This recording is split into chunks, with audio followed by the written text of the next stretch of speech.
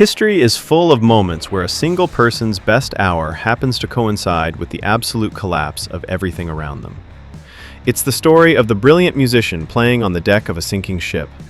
And in the wild world of professional wrestling, this collision of personal triumph and public disaster was never clearer than in the story of Rick Martel and the American Wrestling Association. For 595 days, he was the man, the fighting champion, the perfect hero for a company that was all about legitimacy. He was everything a champion was supposed to be. But the kingdom he was chosen to lead was already in deep trouble, run by a man stuck in the past and under constant attack by a rival with his eyes glued on the future. This is the story of how one of the most respected title reigns of the 1980s took place on a sinking ship, a tale of bad decisions, betrayed loyalties, and the last true champion of a dying wrestling empire. In 1984, Rick Martel was on top of the wrestling world as the AWA World Heavyweight Champion.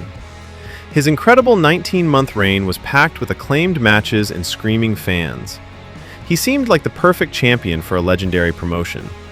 But while Martel was building his legacy in the ring, his boss, Verne Gagne, was making mistakes that were tearing the company apart.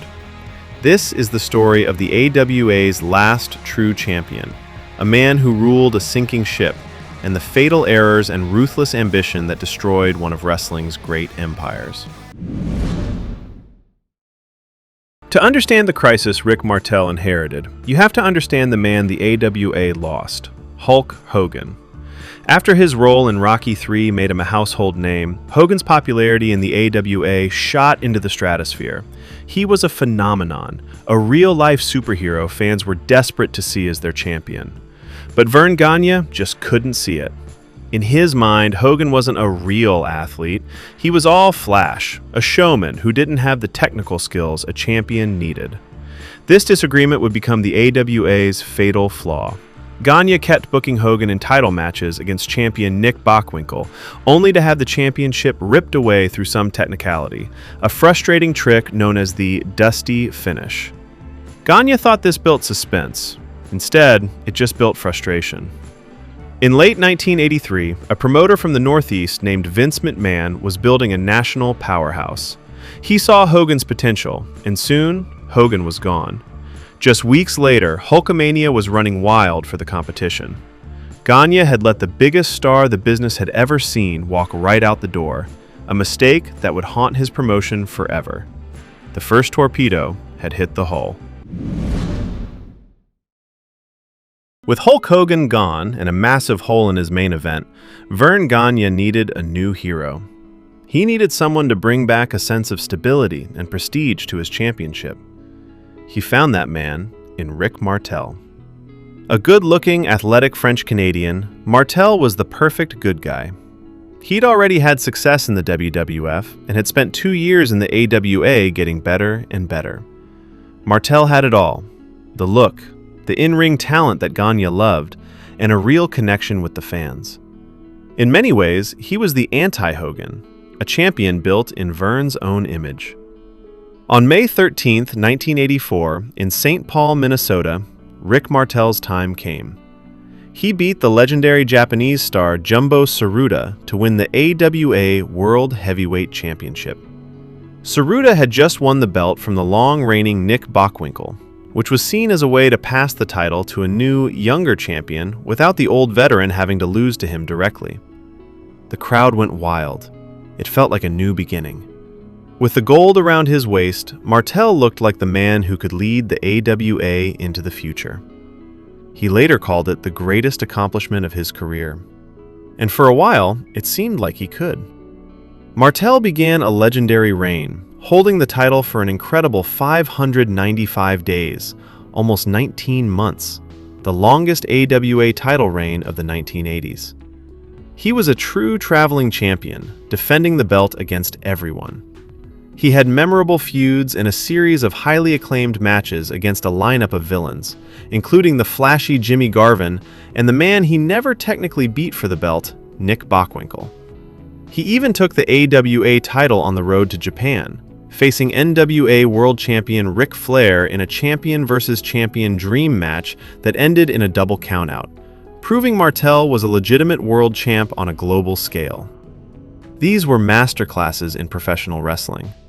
Martel could sell, he could wrestle, and he made the crowd believe in him. He was putting in the work, night after night, carrying the AWA banner with pride. He was the perfect captain. The problem was, the man who owned the ship was drilling holes in the hull. While Rick Martel was putting on stellar matches, Verne Gagne was making major mistakes. Losing Hulk Hogan wasn't just a one-time thing. It was the start of a mass exodus. Vince McMahon wasn't just stealing talent. He was systematically tearing down the old territory system that wrestling was built on. And Verne Gagne, stuck in his ways, seemed powerless to stop him. McMahon's plan was simple and brutal. He offered wrestlers guaranteed contracts and huge exposure on his national TV shows. Gagne, meanwhile, stuck to the old model of paying wrestlers based on ticket sales, and he was known for being cheap. One by one, the stars left. Mean Gene Okerlund, one of the most famous voices in wrestling, was one of the first to go. Then Bobby "The Brain" Heenan, arguably the greatest manager ever, jumped ship.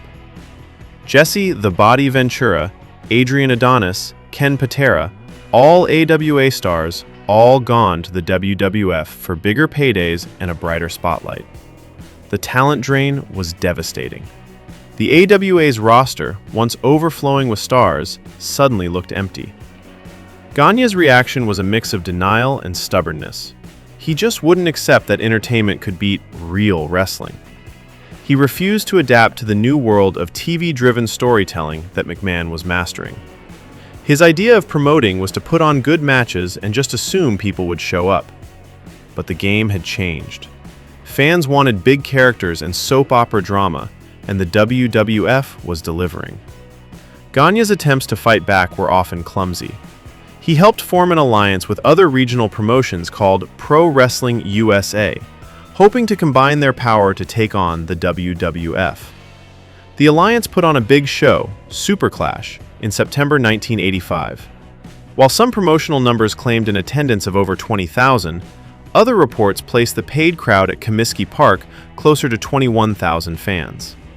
In the main event, Rick Martel defended his AWA title against the wild and unpredictable Stan Hansen, which ended in a chaotic double countout.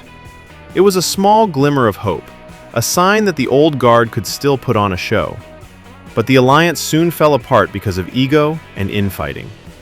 Promoters like Jim Crockett were just as ambitious as Vince and saw Gagne's AWA not as a partner, but as another territory to pick apart. It was a fleet of sinking ships firing cannons at each other while McMahon's battleships sailed right past them. By late 1985, the AWA was in a nosedive. Attendance was down, the roster was thin, and the once great promotion felt like a minor league. And through it all, Rick Martel held the title, a loyal soldier defending a dying kingdom. By the end of 1985, the writing was on the wall. The AWA was losing money, and Rick Martel, despite his hard work, couldn't turn the tide. There were whispers, fair or not, that Martel wasn't a big enough draw as champion. In the cutthroat world of 80s wrestling, there was only one fix for that: get a new champion. Verne Gagne decided he needed someone who could shake things up. He chose Stan Hansen. Stan, the Lariat Hansen, was everything Rick Martel wasn't. He was a wild, brawling, nearsighted Texan who was a huge star in Japan. He was unpredictable and legitimately frightening. Gagne probably thought putting the belt on a monster like Hansen would create fresh matchups and revive the promotion. The title change was booked for December 29, 1985, at a show in New Jersey. The match ended in a way that perfectly captured the state of the AWA. It was messy, controversial, and bad for business. Martel, who was reportedly working through injuries, was put in Hansen's Brazos Valley backbreaker, a type of Boston crab. To the surprise of many, Martel submitted. The fighting champion, who had held the title for 595 days, had tapped out. For years, some fans would call him a quitter because of this, but it was likely a mix of his injuries and a booking choice to make Hansen look like an unstoppable force. But if Gagne thought he could control Stan Hansen, he was dead wrong. Hansen's real loyalty was to All Japan Pro Wrestling, where he was a top star and made great money. Soon after winning the AWA title, Hansen started defending it on All Japan shows. He had no interest in being one of Gagne's employees. Things finally exploded in 1986. Gagne booked Hansen for a title defense where he was supposed to lose the belt back to Nick Bockwinkel. Hansen refused. He claimed he had a prior booking in Japan and simply didn't show up, and he never returned the championship belt. What happened next is the stuff of wrestling legend. Hansen said he mailed the belt back. Gagne said he never got it.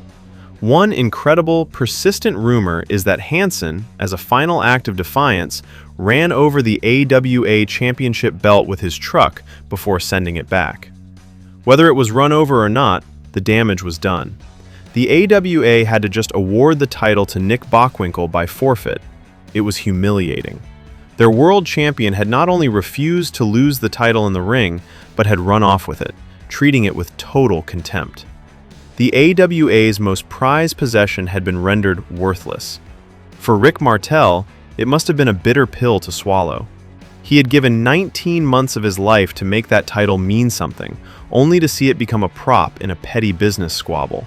He had done everything right, but the company he worked for had done everything wrong. The ship wasn't just sinking anymore, it had been scuttled.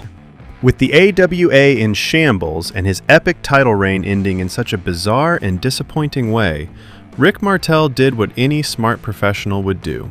He moved on.